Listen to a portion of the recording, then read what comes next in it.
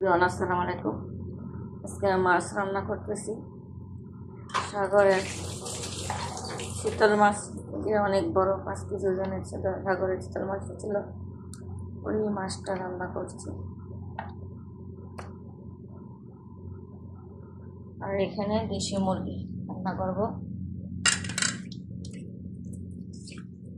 ঈদ চলে গেছে, 2-3 দিন হয়ে গেছে। আজকে 2 দিন।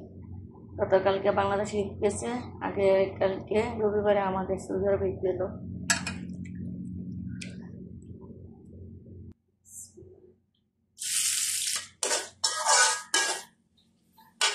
মশলা দিলাম,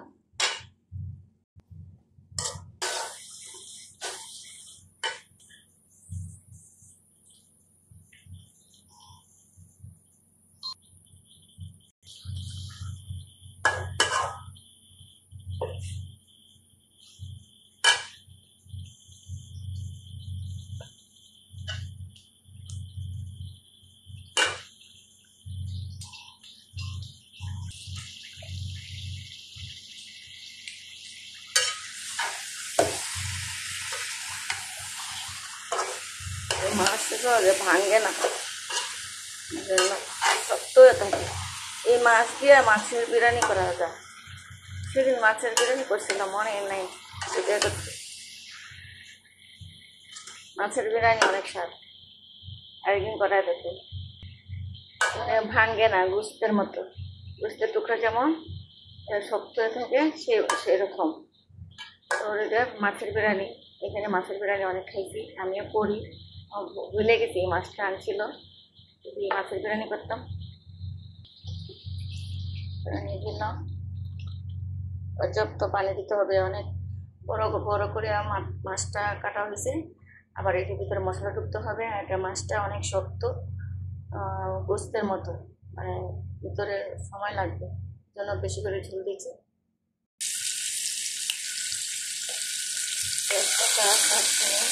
এলাচ দারচিনি সব দিলাম।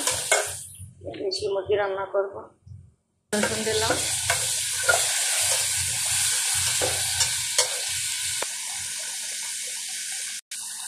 পেঁয়াজ বাটা দিলাম, টমেটো,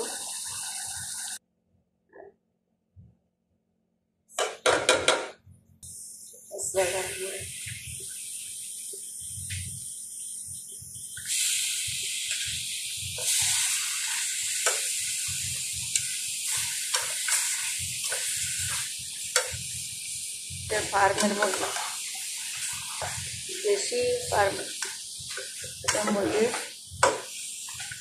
আমাদের নিজস্ব ফার্মের মুরগিটা, দেশি মুরগি ফার্ম ছিল। সব জবাই করে ফেলছি। কাঁচা মরিচ আর টমেটো দিলাম।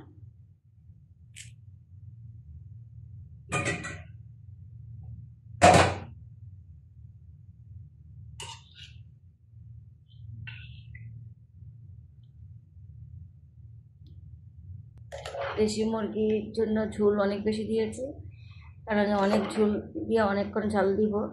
আমি প্রেসার কুকারে বসায় দিই। দেশি মুরগি অনেক শক্ত, এই দেশের মুরগিটি এমনি শক্ত থেকে শুকনা খাবার খাই তো।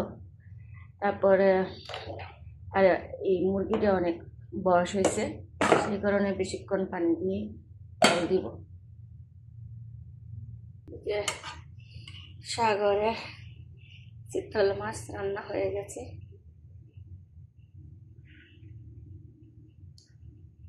এখনো হয় নাই, আরো ঝুল কমবে। মুরগি হয়ে গেছে, মাছ হয়ে গেছে। একটা আস্তা রসুন দিলাম, আর একটু শুষবো তরকারিটা।